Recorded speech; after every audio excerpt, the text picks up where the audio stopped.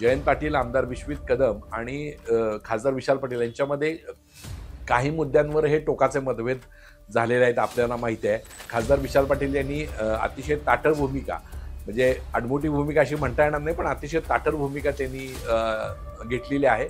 ही भूमिका माझी ताठर भूमिका ही तुम्ही केलेल्या खोड्यांमुळं आणि तुम्ही जे राजकारण केलं त्याच्यामुळं आम्ही अडचणीत आलो, त्याच्यामुळं आमची भूमिका अशी आहे, असं विशाल पाटलांचं म्हणणं आहे. जयंत पाटलांनी महाविकास आघाडीचं काम केलं, नंतरच्या काळामध्ये भाजपकडे आपली मतं फिरवली अशी ही चर्चा होती आणि या त्यांच्या जयंत पाटलांच्या चालीमुळं विशाल पाटलांच्या राजकीय कारकिर्दीवर फार मोठा परिणाम झाला आणि त्या सगळ्या गोष्टी त्यांना अडचणीच्या ठरल्या.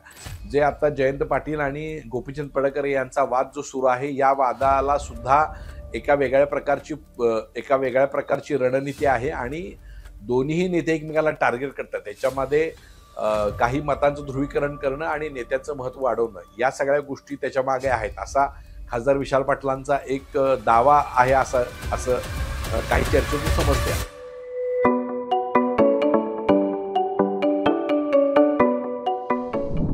नमस्कार, हनुमंत मोहिते .सोनेरा या माझ्या यूट्यूब चॅनलला आपल्या सगळ्यांचं स्वागत आहे. आता जिल्हा परिषद, महानगरपालिका आणि नगरपालिका निवडणुकीचे पडघम वाजू लागले आहेत. आता या महिन्याच्या अखेरीस आचारसंहिता जाहीर होईल आणि त्यानंतर मग नगरपालिका निवडणुका होतील आणि त्यानंतर मग जिल्हा परिषद निवडणुका आणि जानेवारी महिन्यामध्ये महानगरपालिका निवडणूक होतील असा प्राथमिक अंदाज राजकीय वर्तुळातून होतोय. आणि यासाठी मग राज्य सरकारनं अनेक आमदारांना त्यांच्या निधी देऊ केलेला आहे. सांगलीत सुद्धा अनेक आमदारांना निधी देऊ केलेला आहे आणि या निधी जसा आता ज्या पद्धतीने खाली पर्क्युलेट होतोय त्या पद्धतीने निवडणुकीचं वातावरण हे खूप आता रंगात येणार आहे. आता महाविकास आघाडीमध्ये जे सध्या सुरू आहे त्याच्यावर आपण आज बोलणार आहोत की महाविकास आघाडीमध्ये जयंत पाटील, आमदार विश्वित कदम आणि खासदार विशाल पाटील यांच्यामध्ये काही मुद्द्यांवर हे टोकाचे मतभेद झालेले आहेत आपल्याला माहिती आहे. त्याच्यामध्ये खासदार विशाल पाटील आणि आमदार जयंत पाटील यांच्यामध्ये अनेक गोष्टींवर मतभेद आहेत. आता हे मतभेद आहेत ते वसंतदादा घराणे आणि राजारामबापू घराणे यांच्यामध्ये जो वाद आहे तो वाद आहेच. त्याच्यामध्ये हा जवळजवळ तिसऱ्या पिढीमध्ये हा वाद सुरू आहे, पण या वाद संपेल आणि दोघेही नेते भाजपच्या विरोधात एकटूतील असा अंदाज होता. पण प्रत्यक्षात मात्र खासदार विशाल पाटील यांनी अतिशय ताठर भूमिका, म्हणजे आडमोठी भूमिका अशी म्हणता येणार नाही, पण अतिशय ताठर भूमिका त्यांनी घेतलेली आहे. याला कारणं सुद्धा तशीच आहे. त्याच्यामध्ये जयंत पाटलांनी त्यांना जी उमेदवारी मिळणार होती खासदारकीची, त्या खासदारकीच्या उमेदवारी वेळी चंद्रहार पाटील यांना जी उमेदवारी चंद्रहार पाटीलांची उमेदवारी मागं जयंत पाटील होते असा त्यांचा आरोप होता. त्यानंतर काँग्रेसच्या कार्यकर्त्यांनी सुद्धा तसा आरोप केला आणि त्यानंतर मात्र जयंत पाटलांनी महाविकास आघाडीचं काम केलं. नंतरच्या काळामध्ये भाजपकडे आपली मतं फिरवली अशी ही चर्चा होती. तत्कालीन परिस्थितीमध्ये शरद लाड हे यांनी सुद्धा भाजपच्या उमेदवाराचं काम केलं अशी चर्चा होती आणि हा इतिहास आपल्याला माहिती आहे. पण तरी सुद्धा खासदार विशाल पाटील आणि आमदार जयंत पाटील यांच्यामध्ये अनेक मतभेद आहेत आणि त्याला अनेक राजकीय कंगोरेसं आहेत.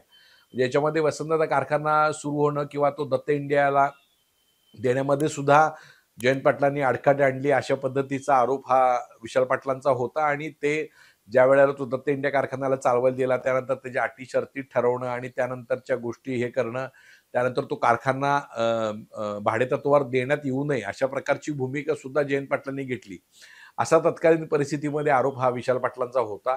त्यानंतर अनेक संस्थांमध्ये, आता सोनी कारखाना असेल, वसंतदादा कारखाना असेल, त्यानंतर मार्केट कमिटी असेल आणि जिल्हा मध्यवर्ती बँक असेल, जिल्हा मध्यवर्ती बँकेच्या अध्यक्षपदाचा वाद असेल, या सर्व ठिकाणी आमदार जयंत पाटील यांनी काही प्रकारचं वेगळं राजकारण केलं असा खासदार विशाल पाटलांचा आरोप राहिलेला आहे आणि या त्यांच्या जयंत पाटलांच्या चालीमुळं विशाल पाटलांच्या राजकीय कारकिर्दीवर फार मोठा परिणाम झाला आणि त्या सगळ्या गोष्टी त्यांना अडचणीच्या ठरल्या.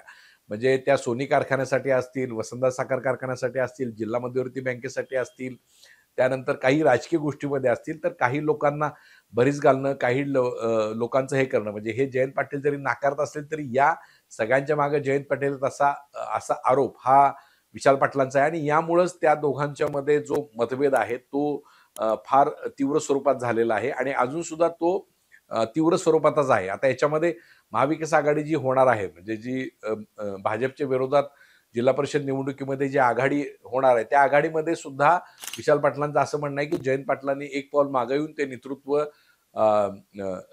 आमदार विश्वजित कदमांच्याकडे द्यावं आणि त्यांनी ड्रायव्हिंग सीटवर न बसता मागे बसावं असं त्यांचा आग्रह आहे. पण जयंत पाटलांनी आता आपण पाहिलं असेल तर जिल्ह्यामध्ये खासदार संजय काका माजी खासदार संजय काका पाटील असतील, त्यानंतर राजेंद्रनाथ देशमुख असतील, त्यानंतर विलासराव जगताप असतील आणि अजितराव घोरपडे असतील, या सगळ्यांची एकत्रित बोट बांधून एक एक आघाडी करण्याबद्दल सुद्धा प्रयत्न सुरू आहेत. त्याच्या मागे जयंत पाटील आहेत काय असा एक अंदाज हा खासदार विशाल पाटलांचा आहे.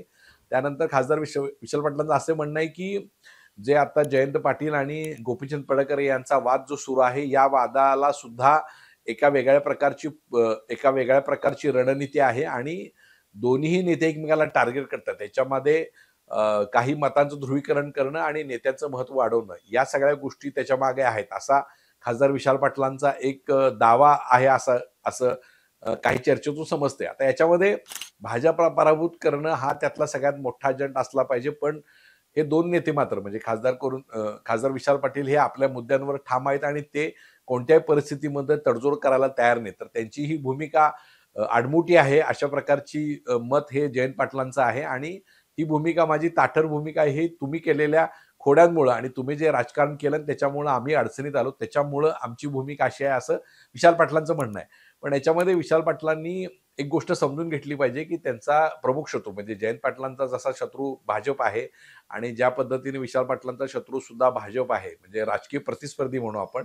पण हे असं असताना दोघा नेत्यांनी समन्वयानं भूमिका घेऊन आपली ताठर भूमिका सोडून थोड्याफार प्रमाणात समन्वय करून आपले मतभेद असतील त्या मतभेद एका चर्चेत करून पाहिजे असेल तर त्याने विश्वजित कदमांच्याकडे त्या सगळ्या बाबी सोपवून या सगळ्या गोष्टी केल्या पाहिजेत. अन्यथा मात्र विशाल पाटलांनी अशीच भूमिका आपली ताठर ठेवली तर मात्र त्यांनाही फटका बसेल, त्याच्यामध्ये जयंत पाटलांना बसेल आणि महाविकास आघाडीला सुद्धा फटका बसल्याशिवाय राहणार नाही.